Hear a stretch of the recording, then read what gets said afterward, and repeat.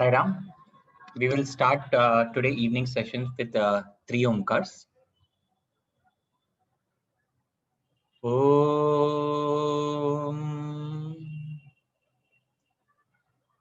Om.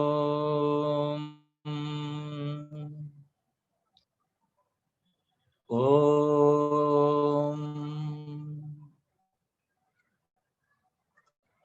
Welcome everyone to another online Samarpan session. These sessions give us an opportunity to fix our mind at the lotus feet of Bhagwan. We are very fortunate today to have Brother Arun Kumar with us today. Brother Arun Kumar is based in Hyderabad. He joined Bhagwan's institution in the year 1997 for his MBA program. Bhagwan then guided him to do his PhD, which he finished in 2004. He has had an opportunity to accompany Bhagwan to Kodaikanal a couple of times. He has acted in various dramas which were directed and guided by Bhagwan himself. I personally have had an opportunity to have studied at the time when he was studying, and he comes across as a personality that is truly chiseled and shaped by Swami with all his humility and his devotion. He's an epitome of a true Sai student. I now request Brother Arun to come and address all of us and share Bhagwan's experiences. Sairam.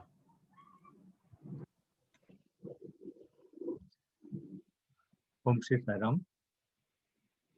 Thank you, Dinesh, for the wonderful introduction. I hope I'm audible, Dinesh. Yes. Om Shri Sairam. Offering my most loving and humble pranams at Bhagwan's lotus feet. I convey my heartfelt greetings and Sairam to all the devotees who have gathered here today. I pray to Bhagwan to speak through me to you. Swami would often say that God is the true source and that we are only the external speakers. So therefore, I pray to Bhagwan to speak to you through me. And I hope that the experiences that I share today, the learnings that I share today would be of use to you and would remind you of Bhagwan's teachings. Today, I would like to take this opportunity to share a few personal experiences and learnings during my days as a student. Some of these experiences are from direct experience with Bhagwan, and some of these are also through other devotees' experiences. So I would structure this talk as a string of experiences and teachings. It's like a garland that I would like to offer to Bhagwan. So I would like to start off on the topic of Sharanagati, that is surrender. Swami would often talk about the 9 paths to the Lord, the 9 modes of realization. And the 9th step is Sharanagati or surrender. Swami, if you all recollect, Swami would often talk about it. I still remember as a student, there was this interaction where Swami felt that we were sort of lost as students. We did not know what to do next. And then Swami said, why don't you just surrender? Why are you hesitating so much? So my topic for this particular section is surrender. So some experiences and learnings on this topic I would like to share now. I would like to start off with a Chinnakatha, a short story that Bhagwan had mentioned years ago. This story is about a king and his wise minister. The king was happy and the people in his kingdom were also happy with the king's rule. And the court also was a very happy place with the wise minister guiding all the other ministers in the king's rule. This minister had this tendency to accept everything as God's will. And he would often say to himself or even to others that whatever happens is for our own good. He used to say, this is good for me, this is good for me. And the king was happy with this minister. One day what happened was, it was the Sankranti festival, and the whole court, they were enjoying sugar cane, which was available at that time. And the king, while cutting a cane of sugar, by mistake happened to cut his finger. He actually lost a finger, and he was in pain. His hand was bleeding and he was in pain. And immediately the physicians, they attended to the king. And it was in this scenario that the vice minister approached him and said, King, O Raja, whatever happens is good for us. So even this is good for you. So please understand that the king was in great pain because of having cut his finger. And when his minister said that this is something good, he got very enraged. And in that fit of rage, he ordered that his minister be jailed. And so it was that the minister was sent to the gallows.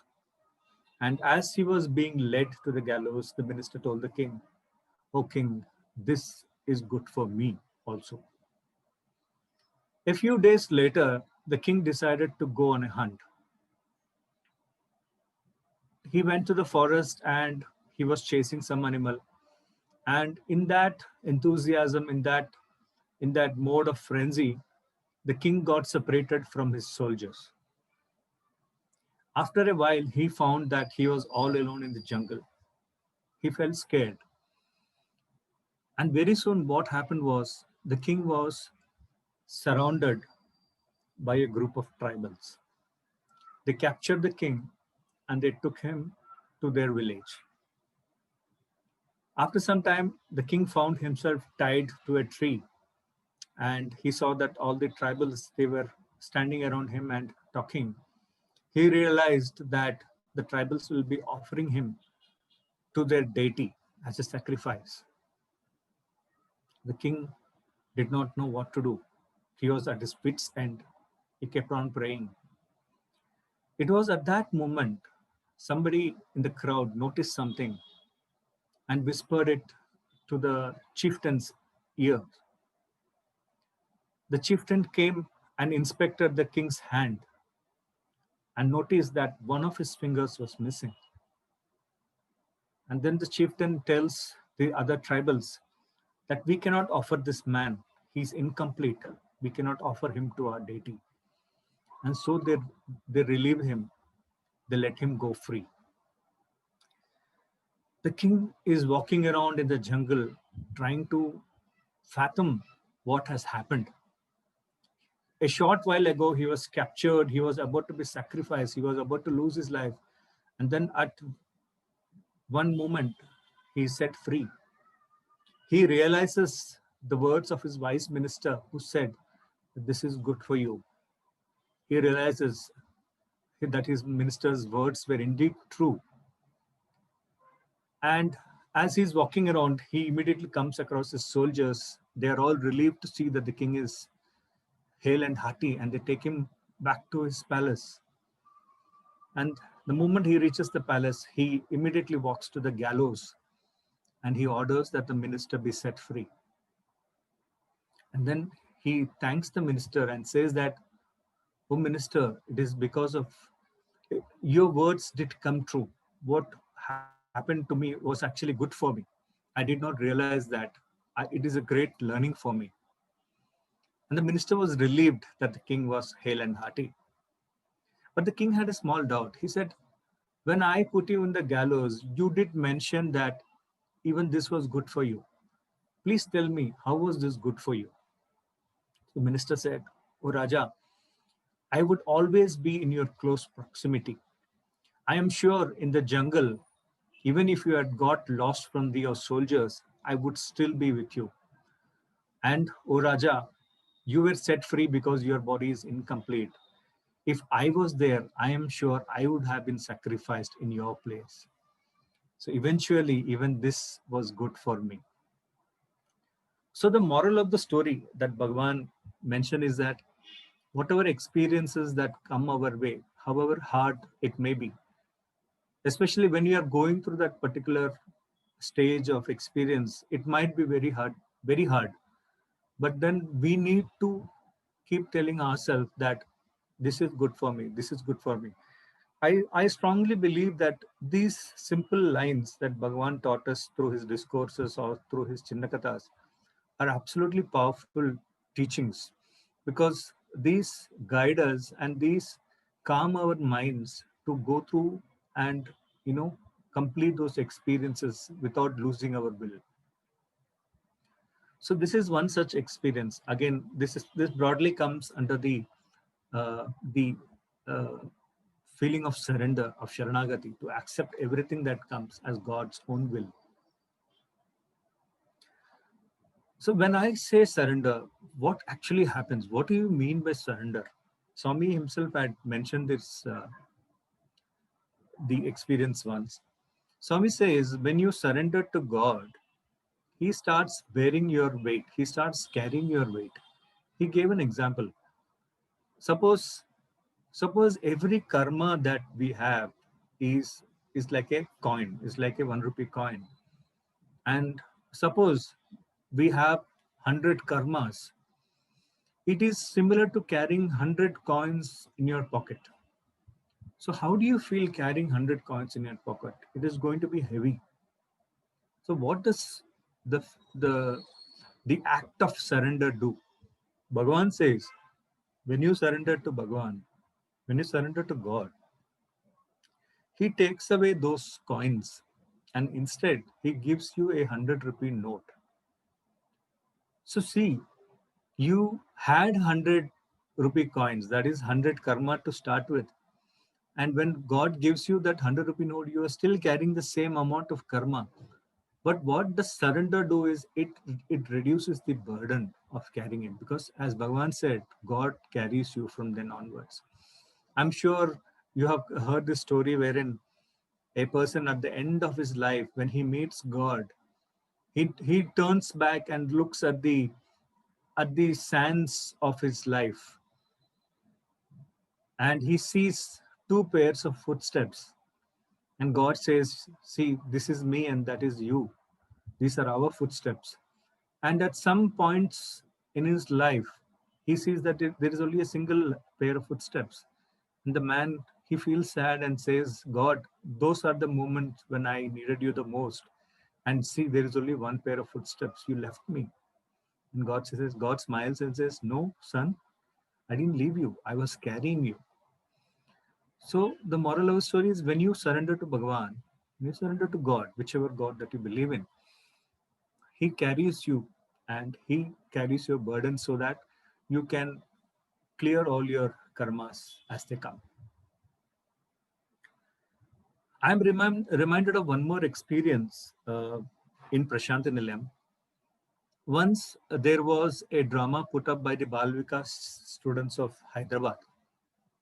And in this particular drama, the focus was on the Queen Draupadi and her devotion to Lord Krishna.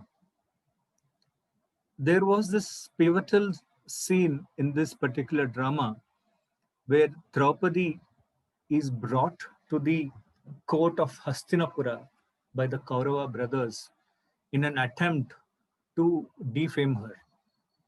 And as they pull at this sari of the Queen Draupadi, she's steadfastly holding on to her sari, and she's praying Krishna, Krishna, Krishna.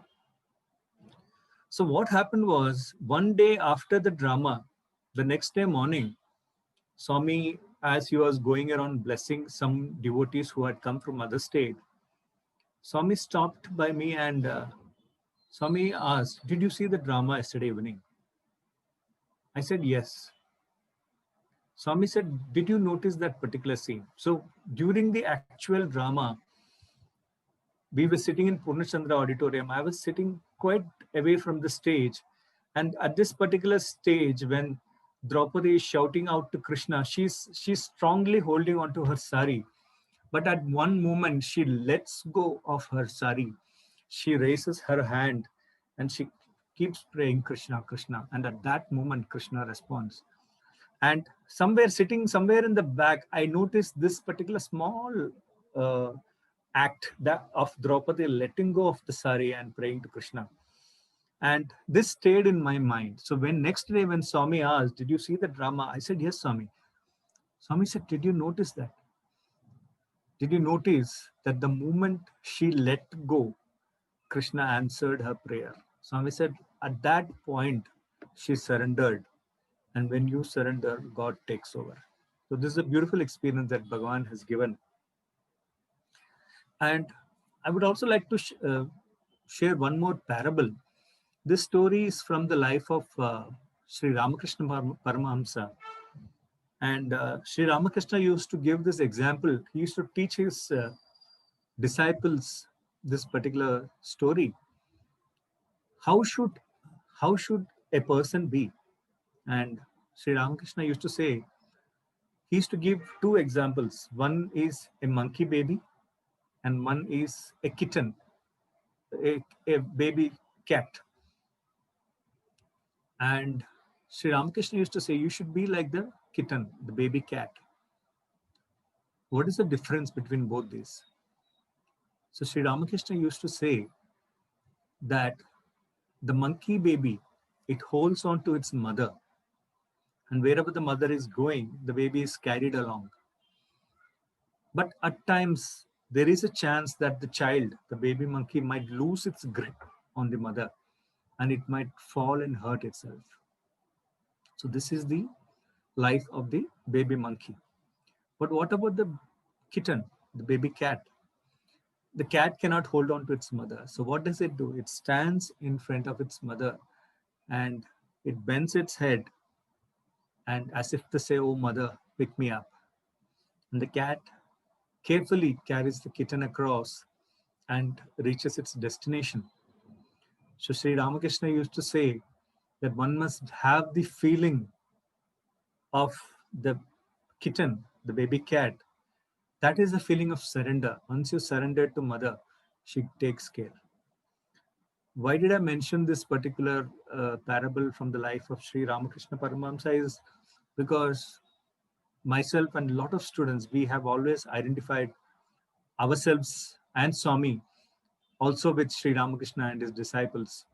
If you see both the gurus, they had disciples, and through their personal experiences and teachings, they brought about a lot of change in their disciples. So there are a lot of similarities. So as we move on to the next experience, I would also talk about how we need to place trust in Bhagavan. Again, this is an extension of the feeling of Sharanagati. I would like to narrate a few experiences in this regard.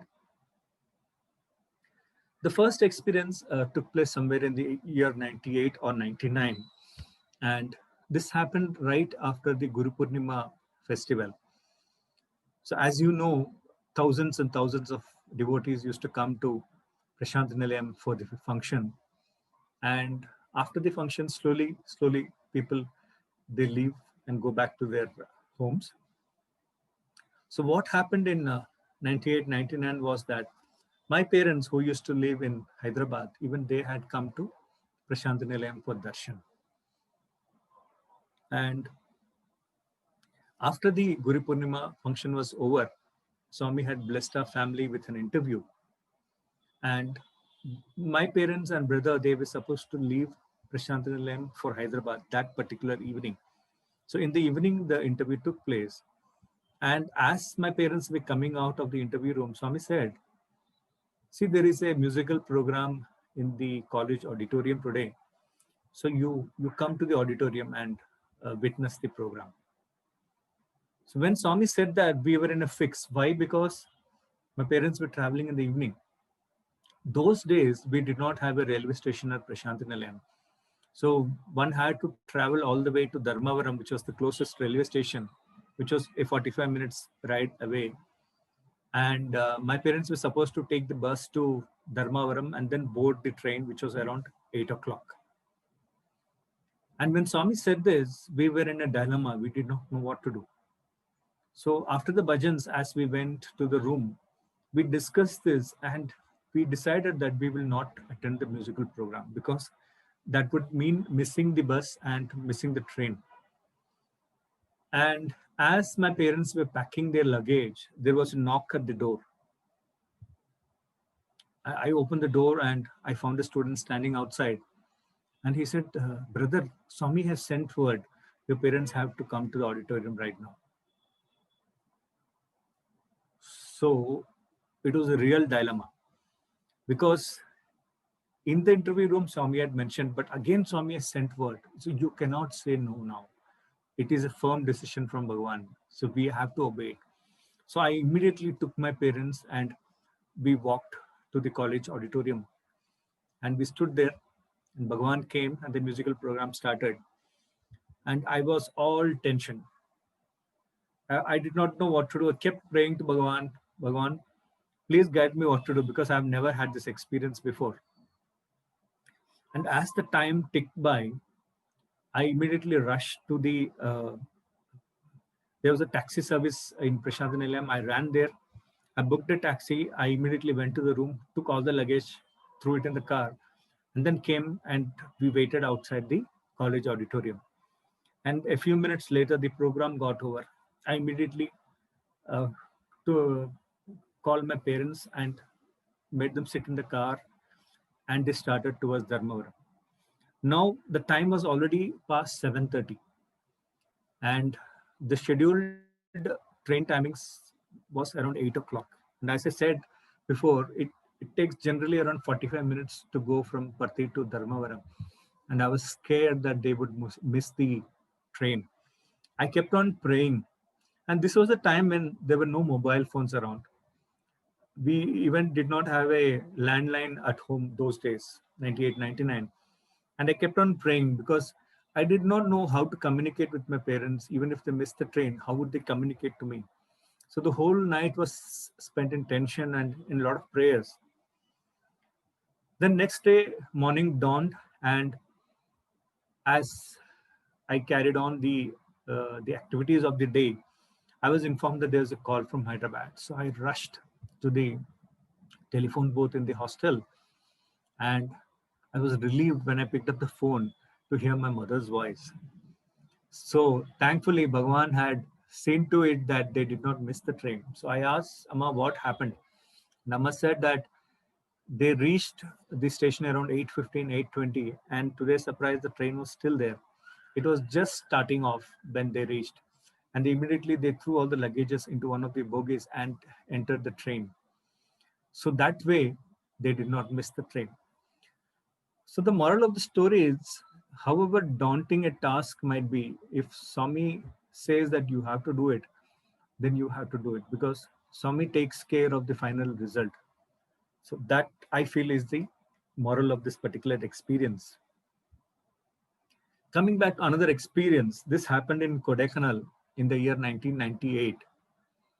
And this experience was on the last day of the trip.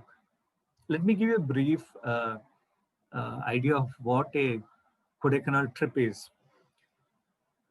As a student or as a devotee, you see Bhagwan twice a day when Bhagwan comes to Mandir to give darshan.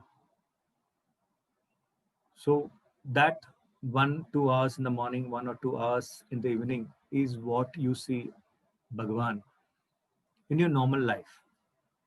But what happens when you get a chance to accompany Swami to Kodaikanal is that from dawn, almost like from 5 in the morning till Swami retires for the day, till almost 7 o'clock, you get the opportunity to be at very close proximity to Bhagwan. You get a chance to be on the other side of life. What does Swami do when he's not outside with the devotees? That is a golden opportunity for any student. So this was an opportunity that I got in 1998, and it was a beautiful experience. Almost 21, 22 days we stayed in Kodaikanal. We went along with Swami to several places, several devotees' houses. It was a great learning for all of us to observe Swami from such close quarters. This particular experience took place on the last day when we were all feeling despondent. Why were we feeling sad? Because we were going back to Bangalore. And going back to Bangalore means losing this close physical proximity to Bhagwan once again. This was the uppermost feeling in every student's mind that day. And in Swami's residence on the first floor is Bhagwan's room. And we students had the opportunity to sit outside the room and wait for Bhagwan to come out of his room. So that particular day, on the very last day of the trip, as I walked up to the first floor, I realized that I was the last student to come and sit outside Bhagwan's room. And Bhagwan was already standing near his door. So I had actually come late. And Swami sat on a chair. So right next to his door, there is a chair kept for Bhagwan if he wants to sit and chat with the students. So Swami sat on that sofa and we were all silent. Some of us were crying. And in my mind, at that moment, I had this very sad feeling that I won't be able to take Pada Namaskar because I was sitting at the very end of all the students, and those who were sitting in the first line had the opportunity to touch Baba's feet. And I was feeling very sad. Why I say this is when you very deeply long for Bhagwan, Swami responds. I have noticed it many a times. When you deeply wish only for him, Swami's response will be there. So that particular day, this was one of my first experiences in this regard. That particular day when I sat in the end and prayed fervently, oh Bhagwan, gave me another opportunity to touch your lotus feet. Because at that point of time, I never knew that I will get a chance to continue studying beyond my MBA. So it was a fervent prayer to Bhagwan to give me a chance to touch his feet. So what Swami did was very clever. So in that particular room, Swami was sitting on the sofa right in front. But there was one more sofa in the back, which Swami had never sat on during that entire trip. What happened was, as I prayed, Swami made a direct eye contact with me.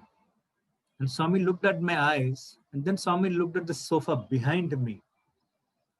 I felt Swami was trying to say something. Then Swami immediately got up from his chair and said, okay, boys, let's go. And usually what he does is he comes down the stairs to the hall where we all sit. So everyone thought that Swami is going downstairs. But what Baba did was he got from his chair in the front of the room and walked directly across and sat on the chair in the back of the room. So when he sat in the chair in the back, I came in front. I was the last when he was sitting in front. When Swami came to this chair, I came in the first line. And Swami lifted both his feet and placed it on my lap. And for the next 10-15 minutes, as Swami sat and chatted with the students, I got this great opportunity to do Pada Namaskar. And it was a beautiful experience. So why I say this is what I only wish to touch his feet. And because it was a fervent prayer, Bhagwan did answer that prayer. So this is a beautiful experience of, again, how we need to have faith in Bhagwan and have the trust that Swami will ultimately answer our prayers. The next experience took place in Muddanahalli. This was somewhere in 99 or 2000. It was during the summer vacation and Swami was in Vrindavan. And there were a couple of us students who were with Swami in Vrindavan. We used to stay in the hostel. And Swami decided that he wants to come to Prashant Nilayam to oversee some work. It was actually a one-day trip. And Swami was supposed to come in the morning and go back in the evening. And Swami selected a few boys to accompany him on that trip.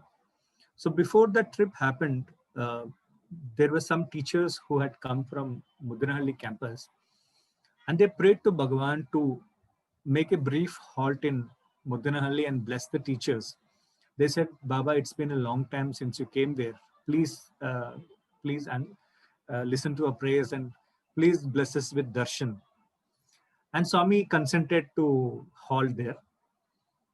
And it so happened that when Swami was going from Vrindavan to Patti, Swami did make a halt at Mudanahalli. And Swami himself took us around the campus. He showed us the mandir, he showed us the new kitchen, the canteen, and there was a Ganesh mandir also. So he showed us students all this place. Swami said, see how beautiful it is. And the whole campus was surrounded by hills. And so we were very much impressed with that place. And after having this tour of the campus, Swami said, okay, now it's time to go for lunch. And the teachers took us students to the hall.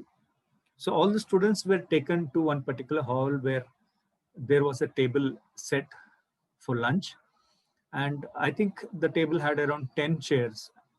Unfortunately, there were around 11 students. So when everyone sat, I was the last one again left standing. There was no chair for me. And one of the teachers said, just wait a minute, I will go and get a chair and then you can sit. So after a few seconds, Swami walked into that room.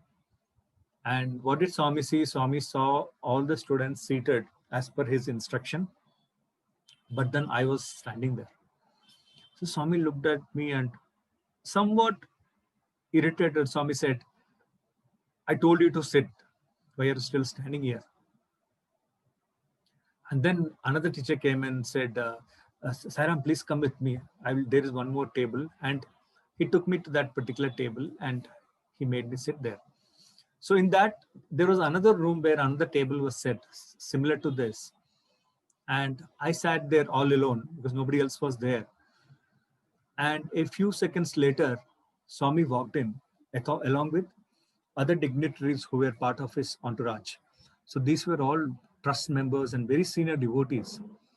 The moment I realized that I'll be sitting along with Swami and other very senior devotees, I felt scared because I was just a student and these were all very elderly people and very elderly officials of the trust. So what I did was I went and sat at the corner of the table so that even by chance I should not listen to any conversation that they have. And then Swami made all the elderly people sit. So all the officials, they all sat around the table. And I was all alone in one corner. And very scared, we all started having our lunch. So as I was brought to this room, I was feeling a little sad because just a moment ago, Swami looked irritated at me. And I thought to myself that I have not committed any mistake. Then why apparently was Swami unhappy with me? So that particular thought disturbed me. And when Swami walked into this room, that sadness turned to fear. And after everyone started having lunch, Swami was still walking around the table, observing what was being served. And Swami finally came and took his seat. Can you imagine? Swami took the chair right next to mine. So at the end of the table, there was only Swami and myself. I was left flabbergasted, totally surprised. Because just a few moments ago, I was feeling sad. But here was Bhagavan giving a great blessing. Imagine sitting next to the avatar and having a meal. What bigger blessing can you even ask for? So this is the moral that I imbibe from this particular experience is that whatever happens for our own good. And we might have some plans for ourselves, but God always have bigger plans for us. The next experience is a smaller experience. And almost humorous. So this happened somewhere in the year 1998 or 99. This was just before the convocation drama, before Bhagwan's birthday. And I had the opportunity to be one of the students taking part in that particular convocation drama. And Swami would come for the practice sessions, and after the sessions, Swami would give us inputs on how to improve the performance. And Swami would also chat with the students about their parents, her brothers and sisters, how are they doing. So when he spoke to me, he asked me, when are your parents coming? So I told Swami they are coming on so and so day. And Swami said, where did they stay last time when they came to Prashanti Nilayam? So I remember the room number. It was round building 3. It was called R3. And in the ground floor rooms are known as A, B, C series. So it was R3A11. So this was the room that was given on my parents' previous visit. And then Bhagwan very casually says, even this time they'll get the same room. So in my mind, I just told Bhagwan, doesn't matter which room it is, as long as they get a room during birthday function, that is indeed a great blessing. And not once, but a couple of times after that, after each practice session, Swami would ask the same question, which room last time? I said, Swami, R3A11. Same room you'll get this time also. I was trying to understand what was the significance, what lesson is going to come out of this experience. And the day I went to the accommodation office to request for the keys, room keys, the in charge, he said that I will hand over the keys once your parents come. So you come later when your parents arrive in Prashanti Nilayam. So I casually asked, sir, which room are you allotting? And he mentioned so-and-so particular room, which was not round 3A11. Still in my mind, I said to myself that it is not the same room that Bhagwan said, but as I said before, getting a room during birthday time is a great blessing because thousands and thousands of people come for darshan. Even after this accommodation in charge telling me the room number, Bhagwan, again, the next practice session, Bhagwan said, same room, your parents will get the same room as last time. So internally, I was smiling to myself, telling Swami that it doesn't matter which room it is, but getting a room itself is a big deal. And finally, the day arrived when my parents arrived at Prashanti Nilayam. I directly went to the accommodation office to ask for the keys. And when the in charge gave me the keys, I was surprised. When I looked at the key number, it was around 3A11. I said, sir, but you mentioned some other room number. How come you gave me this? He said, no. That room was given to some other student's parents. So you take this room. So for weeks, Swami has been telling round 3A11. I never understood it, but now really understood that what Bhagwan wills only happens. He sees everything, the past, the future, everything he sees as the present. We do not know. We will only have to trust his vision. Another experience I would like to narrate from the life of one of Bhagwan's devotees. Sri T.G. Krishnamurti was the state president of the Satya Sai Seva organization of Tamil Nadu. This experience is from his own life. It so happened that on one festival occasion, Mr. Krishnamurti was traveling to Prashanti Nilayam, and on the way, his car met with a very serious accident. At that moment, Swami was in the mandir, and Swami was talking to some of the devotees, and somebody mentioned, Swami, Krishnamurti is also coming. And Swami, in his way, what he does is, Swami, he looks into the future, he waves his hand. Swami said, yes, small trouble is there. So he indicated that Mr. Krishnamurti had met with some incident on the way. And later on, the devotees whom Swami was talking to, they realized that it was indeed a very serious accident. And it took several months for Mr. Krishnamurti to come back to normal. And when he was all right again, he came to Prasanthi Nilayam. And when Swami came to him, he fell at Swami's feet and fervently praying to Bhagavan said, Swami, it is you who have saved my life. And then Swami surprisingly said, no, it is you who has saved your life. So people were all surprised. Said, how is that possible? Swami said, just like when you go to a bank to withdraw money from your account, you need to ensure that there is money in the account first of all. Only then will your check be honored.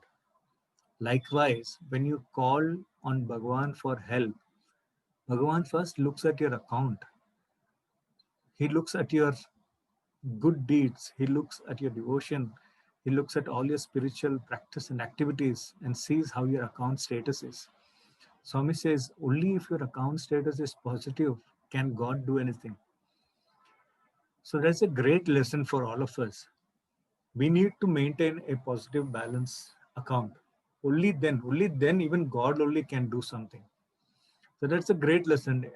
We have to realize that there is a lot of things that lies in our hands that we need to work hard to maintain that account. So this is a great experience for all of us. The other incident is from the year 1997. This was my first year at Prasanthi Nilayam. And my mother used to work in a private firm. And what sometimes happens with private firms is they go through a lot of turmoil financially, and they are often forced to ask some of the employees to retire, which is called a voluntary retirement scheme. And what happened was that my mother was going through the same circumstances, and she was very worried because my mother was also working to supplement the family income. And it is very important because we were three of us children and we were all in college. So she was worried that we have to complete our education. And one day in the evening, she called me up and she explained to me what was happening. And she said, if you get an opportunity to speak to Bhagavan, please ask for blessings. And I kept this in mind. So that day when I sat for darshan, Swami did observe that I was looking sad because in my mind, I was only thinking of what my mother was going through. And Swami noticed it during the darshan time. And once the interviews were over, Swami came out. Swami was talking to a few devotees, some of the teachers and students. And then he looked at me and he called me over. And Swami asked, why this castor oil face? So when someone keeps a sad face, Swami often used to use the word castor oil face because it's very pungent and nobody would like the taste. So, the face is not a happy face. So Swami asked, why this castor oil face? And I explained to him very gently. I was kneeling next to Swami and I explained to him what was happening in Hyderabad at home. And then Swami very lovingly, he placed a hand on my shoulder and said, when you are with Swami, you must not worry about these things. And then he told a very splendid line. Swami said, you do my work, I will do yours. So that is a profound blessing for everyone. What Swami said is that when we do Swami's work, Swami takes care of our careers. There are so many devotees who can vouchsafe this particular blessing from Bhagavan. I mean, take for instance the life of Sri Anil Kumar himself, Swami's official translator. He used to go everywhere in delivering Swami's messages, and Swami used to take care of his family, of his children very beautifully. So there are millions of devotees who have experienced this, and this is a great blessing to, to receive directly from Bhagwan himself. You do my work, I will do yours. Another great teaching that Bhagwan had taught us was during one of the convocation dramas. This was in the year 1999. And those of you who have ever seen a convocation drama, you will see that there would always be stories told from our scriptures, from the Mahabharata, from the Ramayana, from the lives of many sages and saints. These teachings were applied to current day problems. And Swami would always use this mode because for Swami, convocation drama is not entertainment. For Swami, everything has a message, everything has a teaching. So in this particular drama, there was this particular episode from the Mahabharata where the Pandava brothers and their wife, they are spending their time in the forest. And there is a lot of agitation among the brothers, the Pandava brothers, that in spite of being good, in spite of being dharmic, following all righteousness, still they are they are having to suffer so much in their lives. So they start questioning a lot of things. So one day what happens is Lord Krishna makes a visit to the jungle where the Pandavas are staying. And after spending some time blessing them, he calls aside the eldest brother, that is Yudhishthir, and he tells Yudhishthir that there will come time when you will start questioning a lot of things. Why is this happening? Why is that happening? We do not deserve all this. When you're in a situation like this, when you don't know what's happening, I will give you a mantra. And what Lord Krishna did was he just pulled out a leaf from a tree and he took out a pin from his crown and he scribbled something on that leaf. He folded the leaf and handed it over to Yudhishthir and said, when that moment comes, when you do not know what to do, you read this mantra. And so saying and blessing Yudhishthir, Lord Krishna leaves the jungle.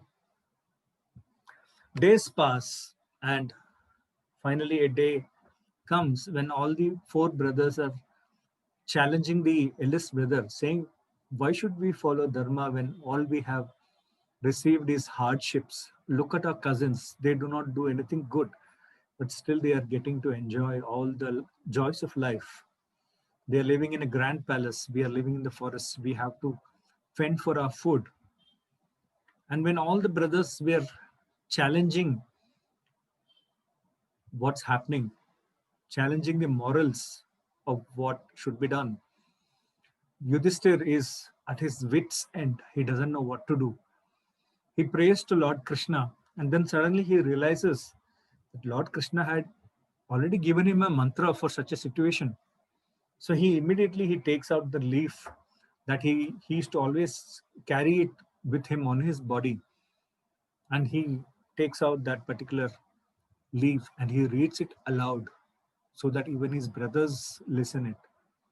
And on that leaf, Lord Krishna had inscribed, this too shall pass.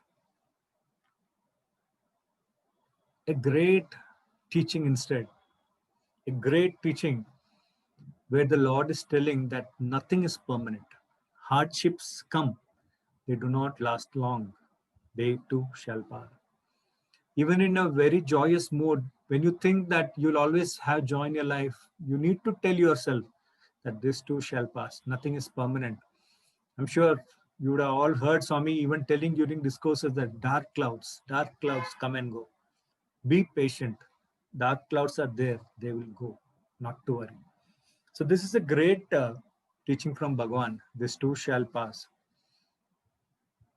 Another lesson that Bhagwan had taught us was to always ensure that our faith, our belief in Bhagwan is steady.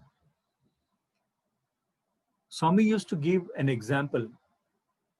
Swami used to compare faith to a spool of thread. So there is a spool of thread in which you tie the thread round by round. Swami used to say that each round of thread is all the good karmas, all the faith that we have obtained over a single lifetime. So after every lifetime, all the good karmas, all the faith in God that we have acquired is one round of thread around the spool. But Bhagavan says, what happens when you lose faith in Bhagavan? What happens when you lose faith in God? Swami said, it is like dropping the spool of thread from your hand. So what happens when you drop the spool of thread? Many rounds of thread comes unentangled. So Swami says, when you lose faith, many lives of karma is good karma, faith is lost. So it is very important that whatever circumstances we are in, we need to ensure that our faith in Bhagavan is steady. As we saw in the previous experience, this too shall pass. And the Chinnakatha that Bhagavan had mentioned, we need to keep telling ourselves that this is good for me.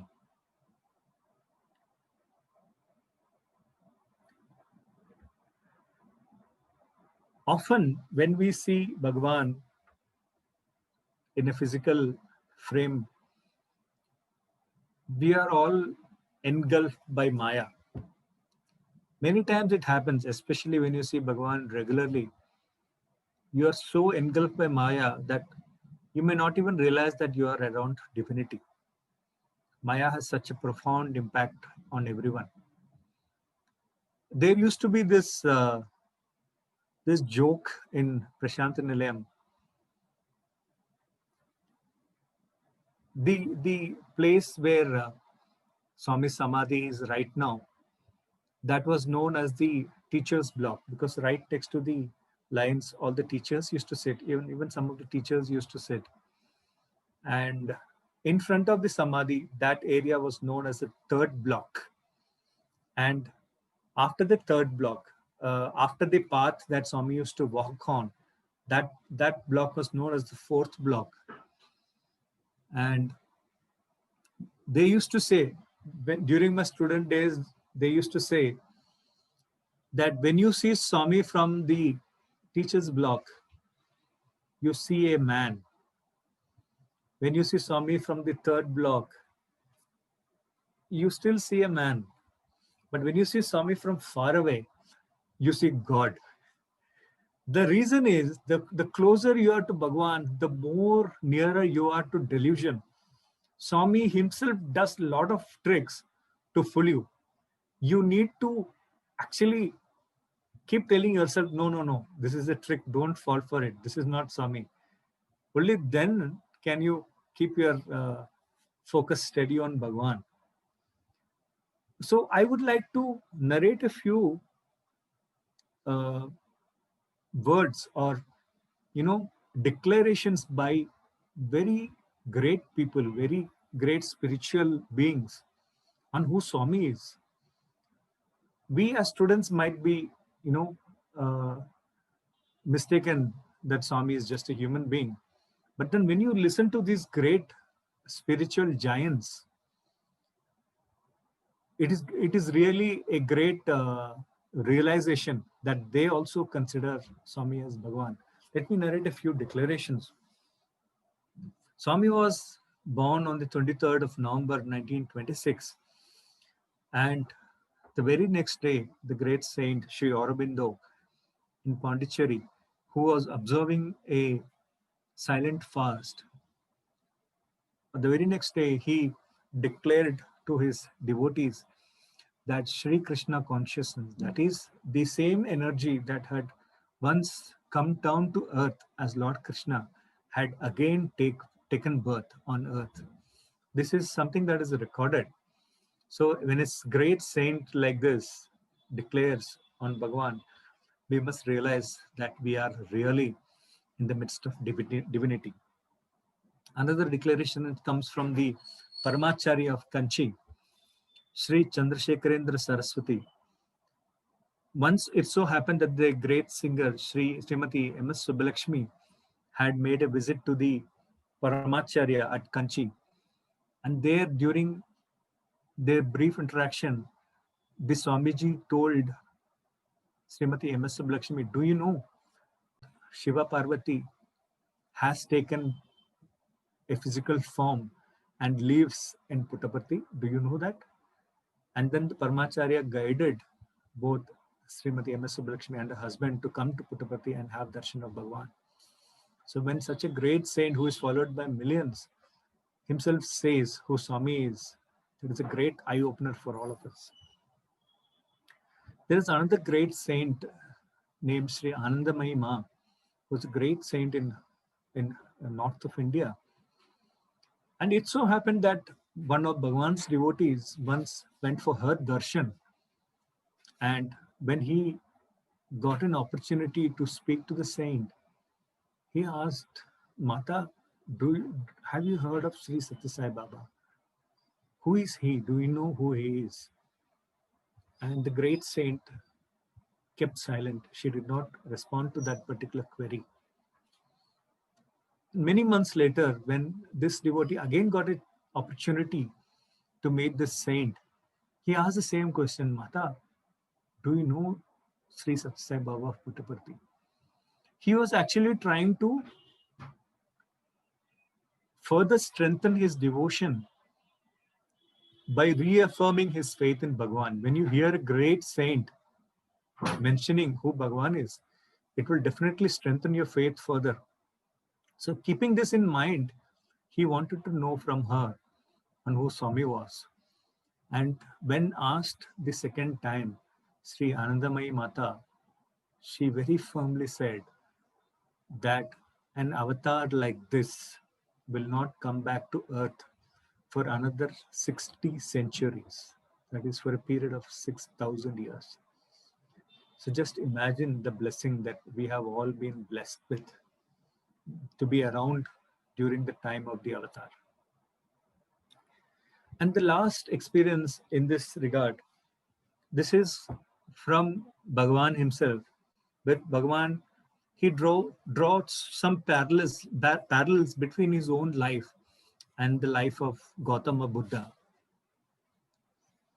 So the first experience happened sometime in 1997 when Bhagwan came a little late for darshan. I know it is improper to say Swami came late for darshan, because whenever Swami comes, that is the right time. So we cannot judge that he came early or he came late. That is our reference. Swami is always on the right time. Let me rephrase it saying that Swami came later than usual. If he was supposed to come at 3 o'clock that particular day, he came at 3:30. So all the students and devotees, they were waiting for darshan. And Swami came that day.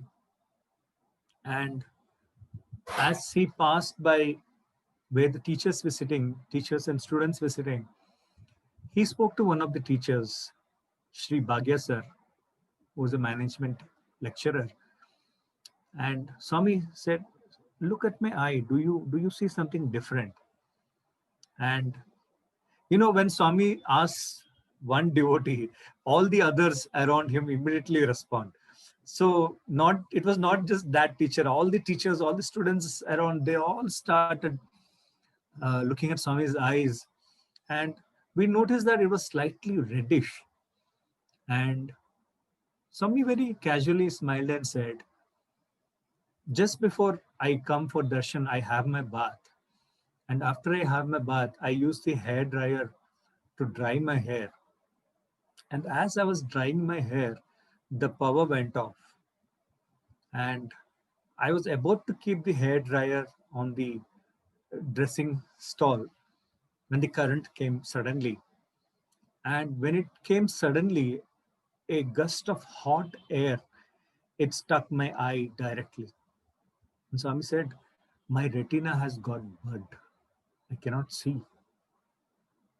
And when we heard this, we were all shocked. All the teachers, all the students, Swami standing in front of you and telling, I can't see from this eye. It's such a shock. But Swami, he smiled. He looked at all our reaction. He smiled. And Swami went into the interview room. And then in some other interview session, and this was informed by Bhagwan in one of his discourses himself. Swami recounted what happened many years back when he was a student, when he was a school going student. Those days, what used to happen is during the lunch break, the students used to bring their food to the banks of a river, and they would sit there and have their meals. And what happened was that particular day, uh, they were all playing, and some water or sand went into Swami's ear. And Swami took a small stick and he was clearing the dust from his ear. When suddenly one of the boys came and, totally in a mischievous mood, what he did was he thrust the stick into Bhagwan's ear. And the moment he did that, the eardrum broke and it started bleeding. And all the boys got scared. So they all came rushing. Satya, what happened? What happened? So Swami calmed them and said, no, don't worry. And Swami said, I kept my ear in the running water till the bleeding stopped. And Swami said, from that day, I cannot hear in this particular ear. Swami mentioned it very casually. And many years later, when Swami made a visit to Bombay, he was invited to the residence of Minister Chavan. And Swami, those days, Swami used to take pan after his meals. And that particular day, after his meals, as he was taking pan, in that pan, by mistake, there was a piece of stone that had come along with the ingredients. And as Swami was chewing the pan, that stone got stuck between his teeth and it caused him great pain. And all the guests who had come with Swami, they were all worried for Swami because Swami was in pain. Swami said, no, don't worry, I'll be fine. Swami later on mentioned that these three things put together, I cannot see from one eye, I cannot hear from one ear, and I have a broken tooth. Swami said, long time ago, even Buddha had the same problems. He also did not, he also could not see from one eye. He also could not hear from one ear, and he also had a broken tooth. So this was a great revelation from Bhagwan, drawing parallels between his own life and with the life of Gautama Buddha. It is almost as if Swami was Lord Buddha himself coming back again. It's a great revelation to devotees and students. I would like to bring this to a close now. Lot of experiences with Bhagwan, lot of experiences on the topic of surrender. We can go on, and there would be no end to the Leelas of the Lord. What I would like to say is this, that we are all really blessed that, first of all, we are all born as human beings, because only if human beings can take the step of searching for God. And not just born as human beings, we were born during a time when the avatar had taken birth. And beyond that, the greatest blessing is there are billions of human beings, but not everyone has been called to the lotus feet. Only those who were chosen by Bhagwan has got the opportunity to come close, to witness his leelas from a very physical proximity, to have his close darshan, be blessed with sambhashan, and also be blessed with sparshan. Darshan, sparshan, and sambhashan, great blessings. This is restricted only to few millions of devotees. We should consider ourselves very lucky. In the Sri Sai Satcharita book, if you read the story of Baba in his Shirdi avatar, Swami had mentioned that my devotees are everywhere. whenever I wish to see them, whenever I have a wish to see them, they are like sparrows with strings tied to their feet. Whenever I wish to see them, they come flying. When I wish, it's as if the string is being tugged and the sparrows comes flying and they come and sit at my lotus feet. So we are all sparrows who have been chosen by Bhagavan to be called to be near his lotus feet. And we must all count our blessings that we have been chosen by Bhagavan, each one of us. There's one more thing I would like to say. In the times that we live in, we have to keep our faith very strong. I remember as a student, whenever we celebrated the Independence Day or the Republic Day, Swami used to tell the life stories of some of our great freedom fighters. Why Swami would mention these particular leaders was for us to imbibe the ideals that these leaders embodied. Swami would mention the names of Netaji Subhash Chandra Bose, and he used to mention Lal, Bal and Pal, Lala Lajpat Rai, Balagangadhar Tilak, Bipin Chandra Pal. What is common between all these leaders? They were ultra-nationalists. They were great Deshbhakts. And Swami has very soft corner for those who love Bharat. Any student would certify what I'm saying, that for Swami, this Bharat Desh was profound, because this is where all the avatars had taken birth. And this land, Swami would say, is the teacher to all the other countries. Swami would narrate this experience that all the countries, for example, take the Pandava brothers. If Arjuna is the USA, Bhima is Russia, then Yudhishthir is Bharat. Arjuna and Bhima might be more strong and more powerful than Yudhishthir, but they obey their elder brother. They would always obey their elder brother. Swami would say this. Swami would say, likewise, Bharat Desh is the teacher, the spiritual teacher to all the nations of the world. And Swami would mention some of these names. Why did I mention this particular topic here is because we live in times where even uttering the name of Lord is considered bad, is looked down upon. We need to keep our faith firm. Lord Rama himself said, Janani Janma Bhumischa Swargadapi Gariyasi. That means mother and motherland are higher than heavens itself. We have to keep this firmly in our minds. Coming back to Swami, what is it that Swami asked from all of us? There are times when I have inquired why I got this opportunity to become a student of Bhagavan. I come from a very humble family. I'm just a normal student, but still the kind of attention that thousands of students like me has got, there is no answer why we got this opportunity. But only thing I can say is love. Love is the only thing that binds Bhagavan and all of us. We do not know our past lives. Swami knows. If you see the Satcharita, when devotees come to Baba, he used to say, I know you from the past 72 generations. I know you from the past 60 generations. Likewise, we do not know how many generations we have known Baba. But Baba knows everything. He sees the past and present at the same time as the past and future the same way as he sees the present. Only Bhagavan knows what has transpired between us. And the only factor that intertwines all of us is love. Bhagavan keeps telling, it is only love that matters. In a student's life, Bhagavan is everywhere.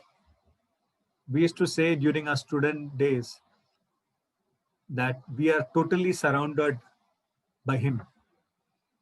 What is him? H-I-M.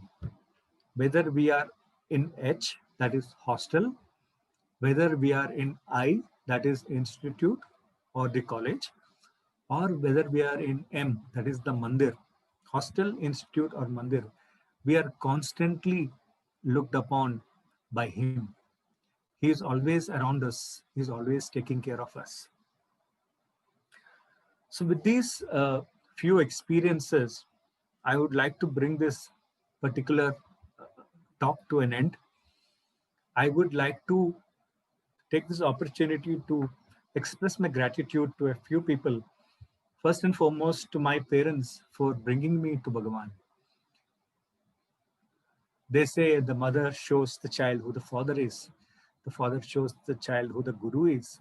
And the guru shows the child who God is. So here is my parents bringing me someone who is not just guru, but God himself. So my utmost greetings, gratitude to my parents for bringing me down this path. I would then like to express my gratitude to my teachers at Prashant Nilayam and Vrindavan, because these teachers, whichever subject they were teaching, they would always have Swami in their mind. And whichever subject they taught, they would always include Bhagavan's teachings. You cannot take Swami's teachings out of any subject. Swami is everywhere. I would in fact say these teachings are extensions of Bhagavan himself. When I said that we are always surrounded by him, even in the institute, our teachers are like Swami himself, keeping an eye on us, on our spiritual growth. I would like to take an opportunity to thank the organizers of this particular talk, all the brothers who take so much effort in bringing speakers from all across the country so that they can share their experiences with Bhagavan.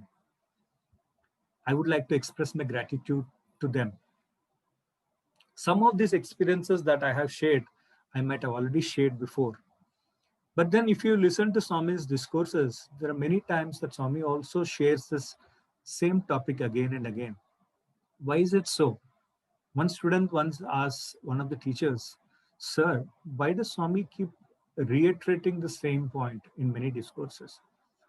So the teacher gave a beautiful example. He said, "See, suppose you want to hang a photograph or a statue from a wall. What you have to do is you have to first strike a nail on that particular wall. What happens if you just strike it once? If you try to hang something, it will fall off. But when you repeatedly hit the nail, it stands firmly in the wall, and then you can hang whatever you want onto it." Similarly, the teachings of Bhagavan, and in extension, that some of the experiences that I have shared, I might have already shared before, but still these experiences are like again hitting the hammer on the nail. It will only strengthen our faith further. That is my intention of sharing some of these experiences again and again. Last and foremost, I would like to express my gratitude to Bhagavan for blessing me with this life, for blessing me with an opportunity to join his university as a student, and for being blessed with so many interactions, darshan, sparshan, and sambhashan. It has been a great blessing. It has been a great life. And I am happy that I have got this opportunity to share the same with you. The first time when I was approached to speak to devotees a few years back, I hesitated because I'm not a speaker. I'm just a normal person. I hesitated at first. And then one of my elder brothers, Sai student, he came and said, "How you talk doesn't matter, because ultimately you're talking about Swami. You're talking about his message. It is only Swami's message that people will carry home. They will not remember how you spoke, how you looked, how you walked. They will only carry home Swami's message." And he gave the example of Arjuna. Said Bhagavad Gita was not meant only for Arjuna. It was meant for entire mankind. So likewise, Bhagavan's teachings is for all mankind. So don't keep it restricted with yourself. So it was this particular interaction which gave me the confidence to come ahead and share some of my experiences. I would like to express my gratitude to Bhagavan once again for having blessed me with so many opportunities. And I only pray that Bhagavan blesses me, that I and all of us will live a life that others can say is worthy of Bhagavan's blessings. With these few words, I take leave. I pray to Bhagwan to bless everyone gathered here with a happy life, long life, healthy life, divine life, peaceful life, as Bhagwan used to say. Thank you all for patiently listening to this talk, and Jai Sai Ram to all of you. Thank you, brother. This was a wonderful session we had. We are indeed fortunate in the Dwapar Yuga, Krishna guided Dharmaraja, that is Yudhishthir, and in this age, you were humble enough. You never mentioned that you were the actor Dharmaraja who acted in that play, and Swami again guided with the same message. In fact, devotees would be thrilled to know that the entire scene was actually written by Swami. The poems, the dialogues of that famous legendary play, if I may call, was written by Swami, where brother actors acted as Yudhishthir. And while this session has passed, this the message that of Swami that you conveyed will stay with us for a long time. I'll just take a couple of questions that devotees have presented in the chat. A couple of them I'll just combine. What devotees are asking is, while we want to surrender, negative thoughts or anger, these are the negative traits of the mind that come in our way. How do we get over these while we are trying to, surrender to Swami? I will make an attempt to answer this particular question. I remember when we were new students at Prashantanilayam, a similar question was posed to one of our teachers. And he said that we are all like pipes. We are all like pipes, and there is a lot of dirt that we are carrying in us. When you connect this pipe to a source of clean water, initially, what flows out of this pipe is still dirt. Why? Because the dirt inside has to get cleaned out. This might take weeks, months, years. This might take lifetimes. Because a spiritual journey is not something that you start and end within a lifetime. Each one of us, we have taken many births to come to a stage where we have been blessed with the proximity of being around Baba. So we have spent many births, and it is after a lot of cleansing that we have reached this stage. So the only thing I can say is, do not react to these feelings, but as great teachers say, just observe it. Observe your feelings, whether it is anger, whether it is hatred, jealousy, so many feelings. Observe it. From the life of Sri Ramana Maharshi, I'm reminded of a small incident where the Maharshi and some of his disciples, devotees, they were all watching a documentary on a huge silver screen. And the Maharishi was in great bliss. And everyone thought that he was impressed with the documentary he was seeing. And after the documentary was over, Maharishi spoke not of the documentary. He said, of the screen. He said, that screen is your Atman. So many lives come and go. So many documentaries, films are played on that white screen. But what remains forever is your Atman. So you just need to be an observer. Okay, if you're looking at the movie, you might miss the screen, but if you keep your eyes focused on the screen itself, then you'll always keep focused on the feet of God. So I'm just making an attempt to answer this question. These feelings has to get rid of by itself, but this will come only through constant practice. If we observe what is coming out of us and we take conscious steps to overcome those feelings, only then we can overcome it. Thank you, brother. There are a couple of more questions which I'll again try to combine. This is regarding the question, the incident of Draupadi, wherein she surrendered. So, two questions here. One is, we expect Bhagwan to, when we surrender and Bhagwan to take over and help us out of troubles. But the question is that these troubles are coming due to past karmas and our Swami's will. So should we expect, God to take over and get us out of trouble? That is first question. And second is a slightly more related question is that you said that when Draupadi surrendered, Bhagwan took over and helped her. But in our day-to-day life, it is very difficult to give up that doership. And in our day-to-day work, we want to resolve the problem ourselves. So how do we get over that sense of doership?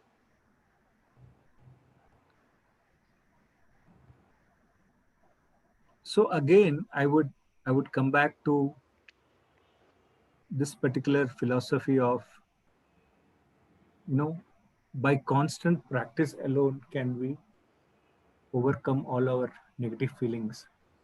And again, by constant practice alone,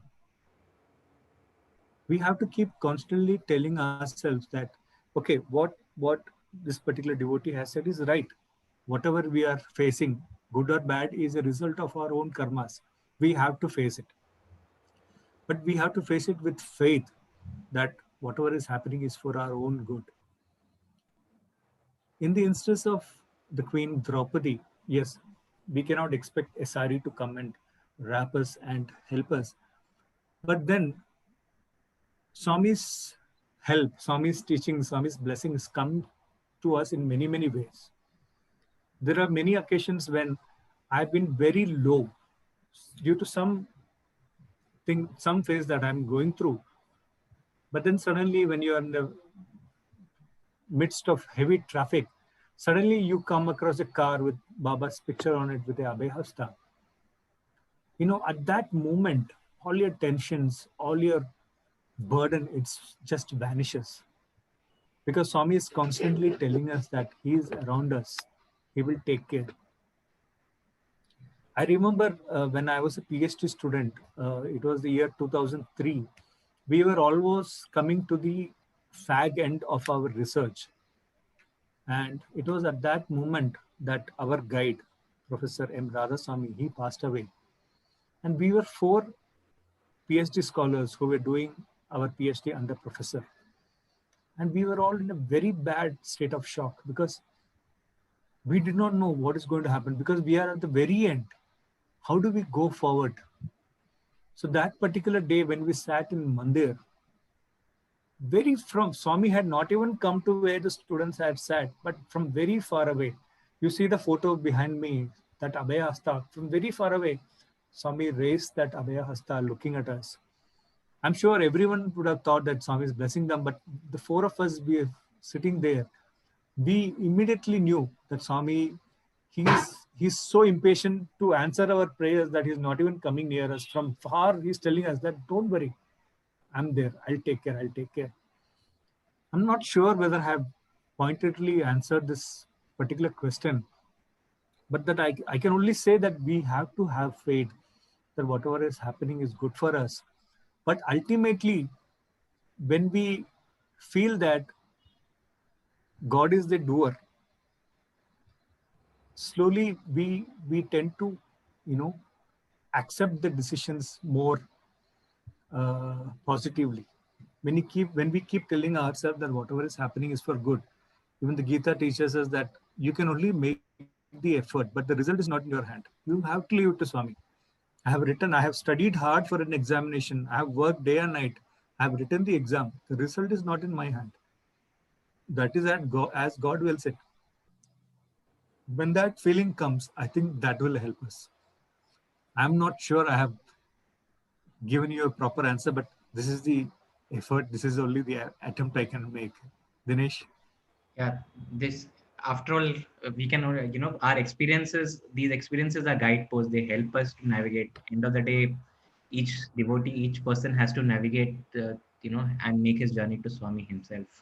That's On behalf of the entire city of Mumbai and all the devotees who have assembled for this session, I express my gratitude to Bhagwan and thank you for having taken time, to have collected your thoughts and spoken to all of us. And all the we are getting some wonderful reviews on the chat box. In fact, during our hostel days, we would say that devotees always prefer and like student speeches.